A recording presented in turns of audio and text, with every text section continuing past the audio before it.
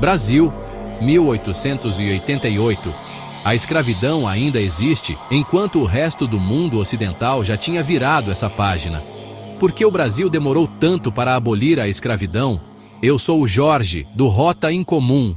E hoje, vamos investigar a fundo as verdadeiras razões por trás desse fim tão tardio e, francamente, enrolado. Já deixe o seu like e se inscreva no canal. Vamos nessa?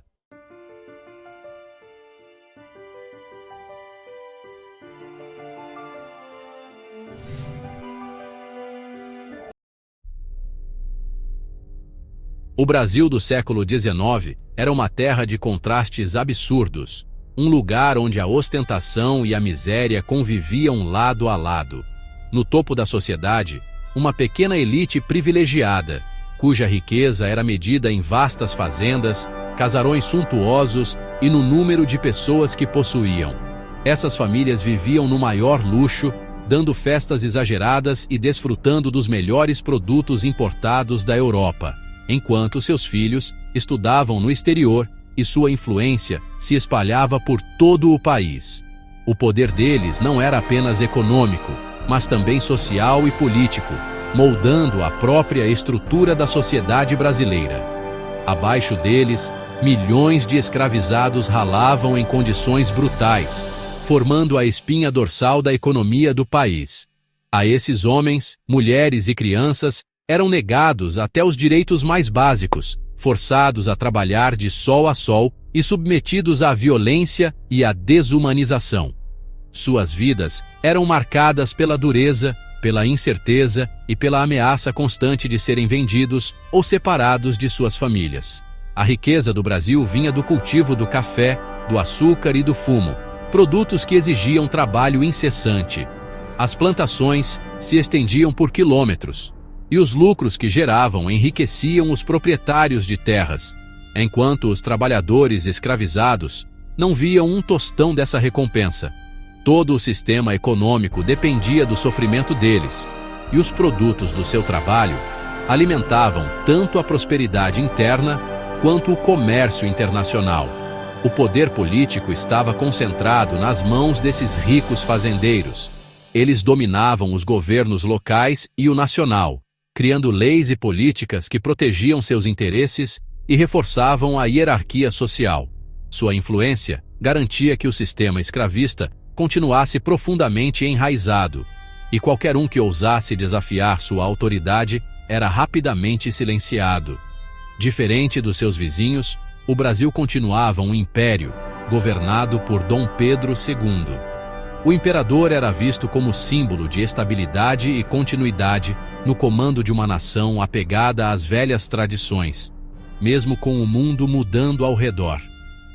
Enquanto a maior parte da América do Sul já tinha abraçado os ideais republicanos, a monarquia brasileira seguia firme, apoiada pela elite, que morria de medo da bagunça que a mudança poderia trazer.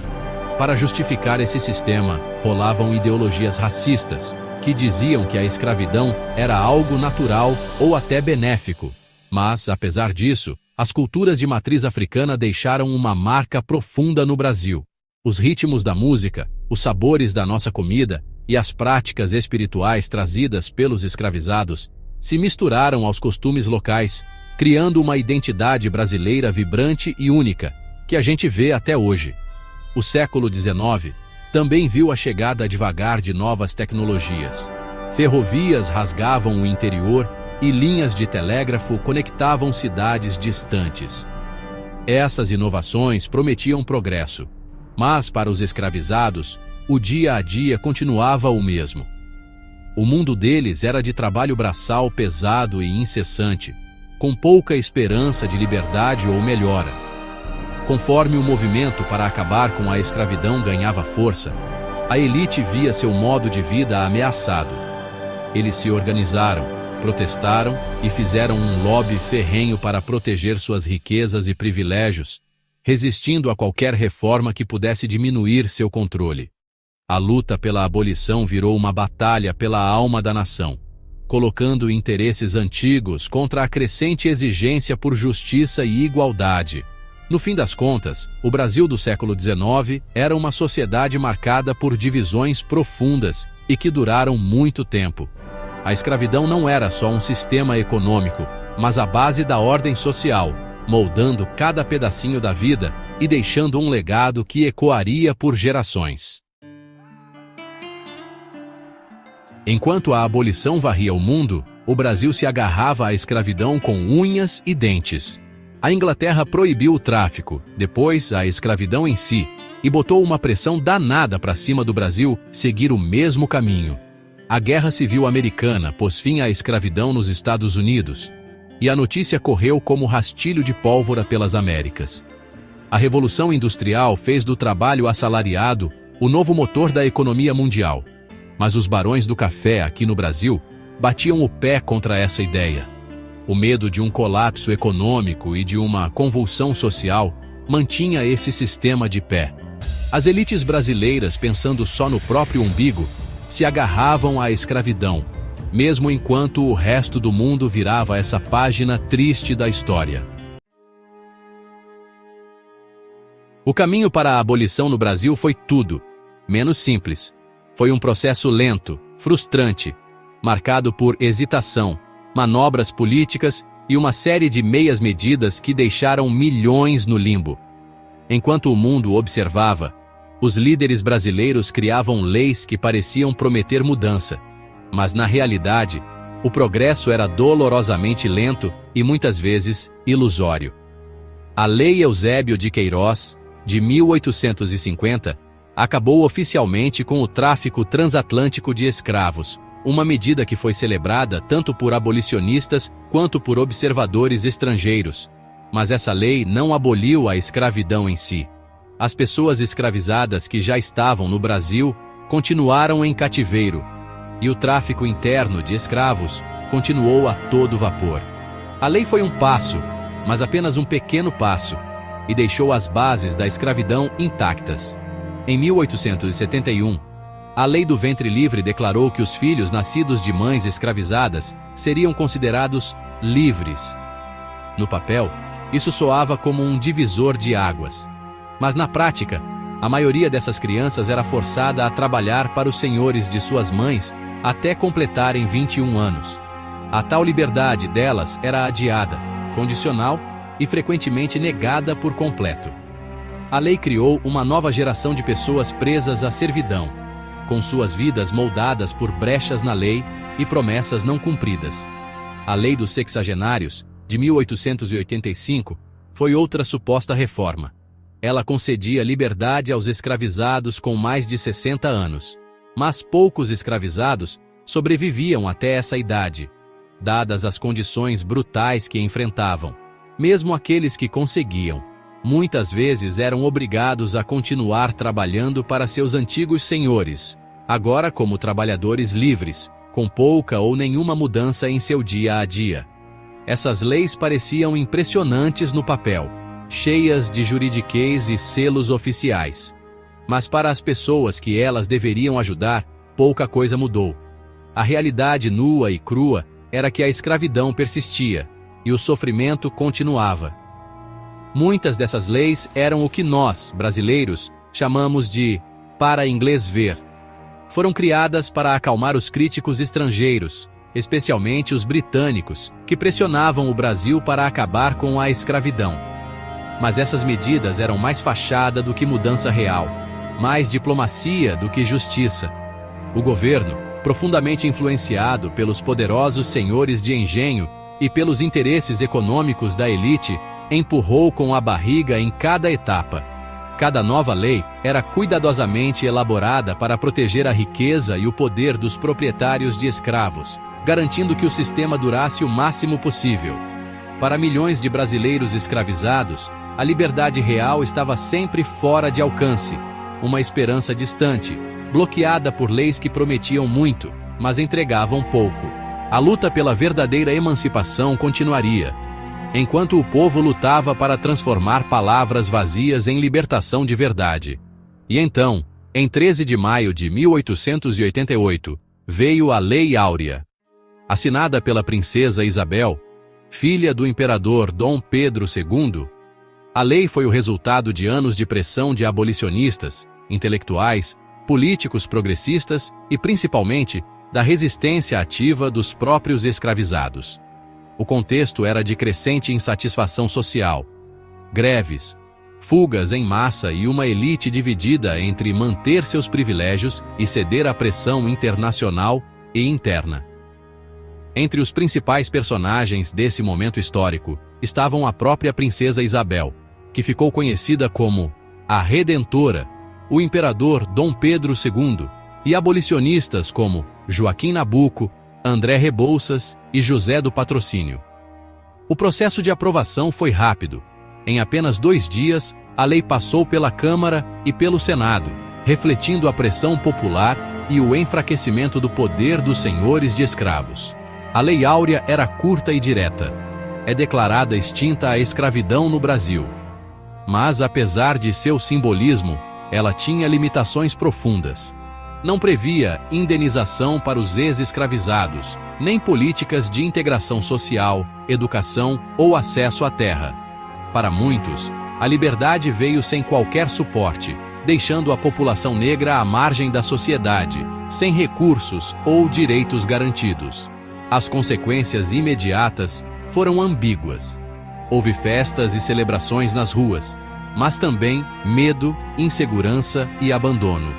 Muitos ex-escravizados foram obrigados a continuar trabalhando nas mesmas fazendas, agora como trabalhadores livres, mas sem direitos trabalhistas.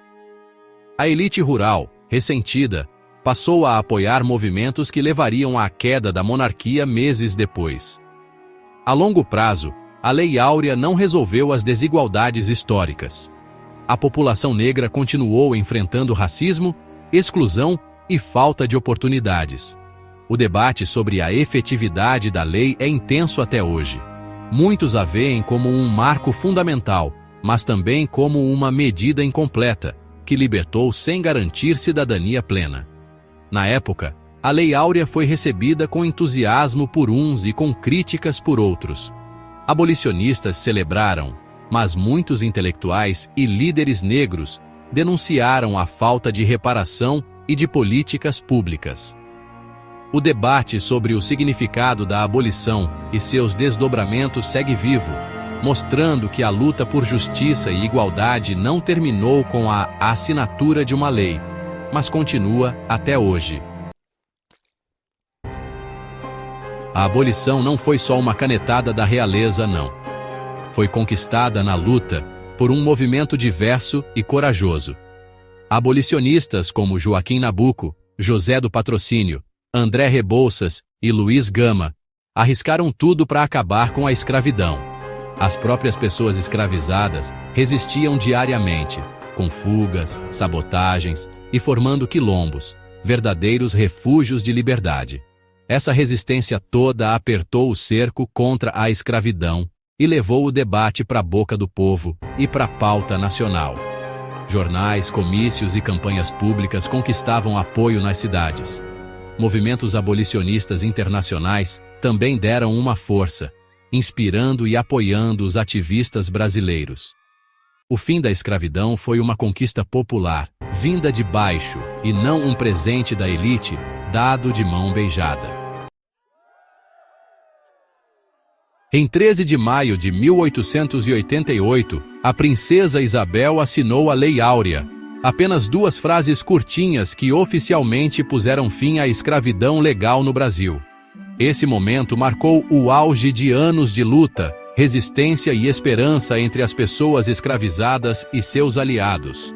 A lei era simples, mas seu impacto foi profundo, causando um verdadeiro rebuliço na sociedade brasileira e no mundo.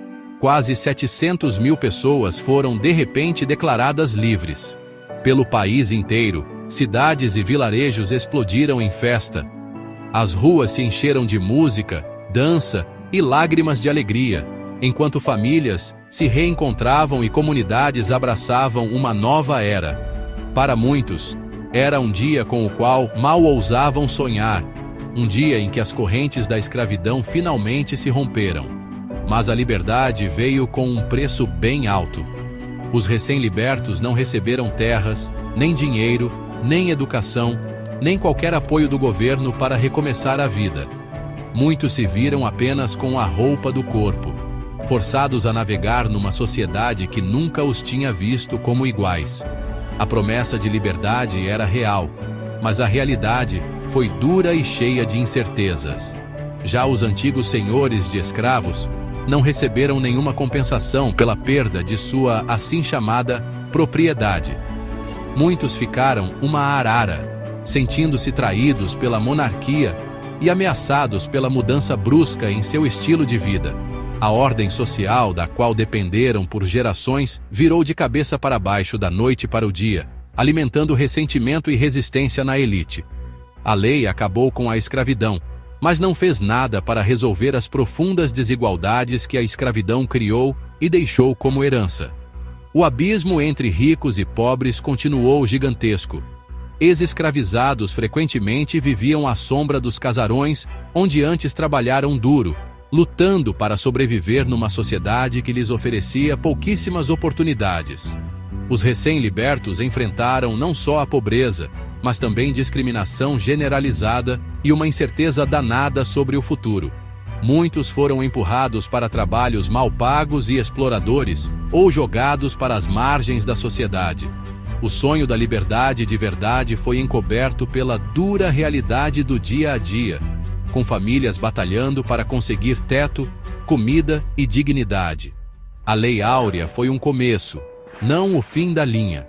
Ela abriu as portas para um novo capítulo na história do Brasil, mas não apagou séculos de injustiça, nem curou as feridas da escravidão assim, num piscar de olhos. Os primeiros passos para a liberdade foram recheados tanto de esperança quanto de perrengue. Igualdade e oportunidade de verdade continuaram fora do alcance da maioria dos afro-brasileiros. As barreiras para a educação, emprego e aceitação social continuaram firmes e fortes. E o legado da escravidão seguiu moldando vidas por muitas gerações. A peleja por justiça e inclusão estava longe de acabar. A luta por dignidade, justiça e liberdade para valer estava só começando. A história da abolição no Brasil não é só sobre o fim da escravidão, mas sobre a jornada contínua rumo à igualdade, uma jornada que, aliás, continua firme e forte até os dias de hoje. Mas por que justo em 1888? A abolição foi resultado de uma verdadeira panela de pressão de várias forças. A resistência dos escravizados tornou a escravidão cara e instável. Os abolicionistas conquistaram o apoio popular e pressionaram o governo. Alguns fazendeiros passaram a usar mão de obra imigrante, que consideravam mais moderna. A pressão internacional, especialmente da Inglaterra, isolou o Brasil. Mudanças econômicas, novas regiões cafeeiras e a alteração nas necessidades de mão de obra enfraqueceram o sistema antigo.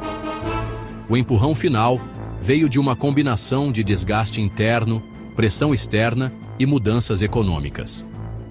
A abolição não foi um ato isolado, foi o resultado de uma pressão implacável vinda de todos os lados. No dia seguinte à abolição, a realidade bateu forte. As pessoas libertas não tinham terra, nem dinheiro, nem apoio nenhum. Muitos acabaram em trabalhos exploratórios ou foram parar nas favelas. Os ex-senhores de escravos perderam poder e se voltaram contra a monarquia, ajudando a derrubar o império um ano depois. A produção de café sobreviveu migrando para a mão de obra imigrante, mas outras regiões penaram. O incentivo do governo à imigração europeia tinha como objetivo embranquecer o Brasil, refletindo ideologias racistas. A abolição abalou a sociedade, mas o racismo e a desigualdade continuaram sob novas roupagens. A luta por cidadania de verdade e igualdade estava apenas começando. O legado da abolição deixou marcas profundas, que sentimos até hoje.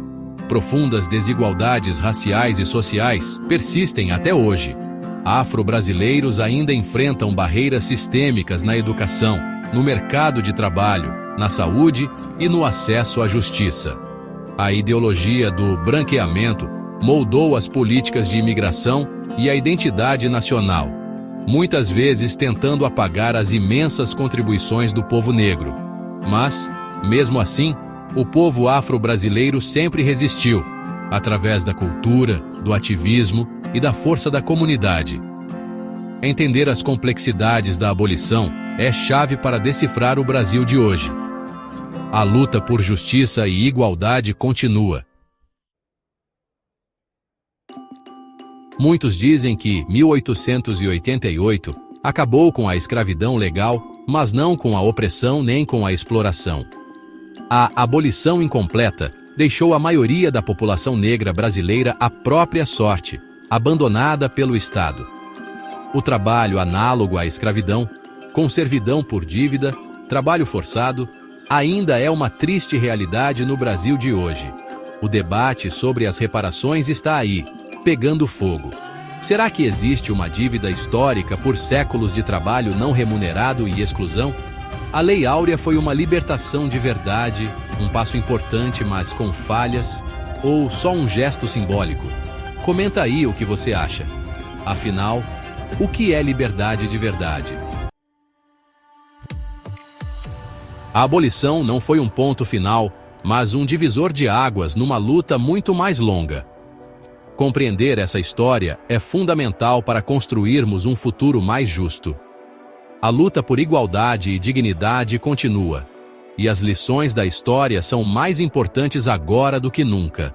Que outras histórias a gente deveria explorar? Deixe suas sugestões aqui nos comentários.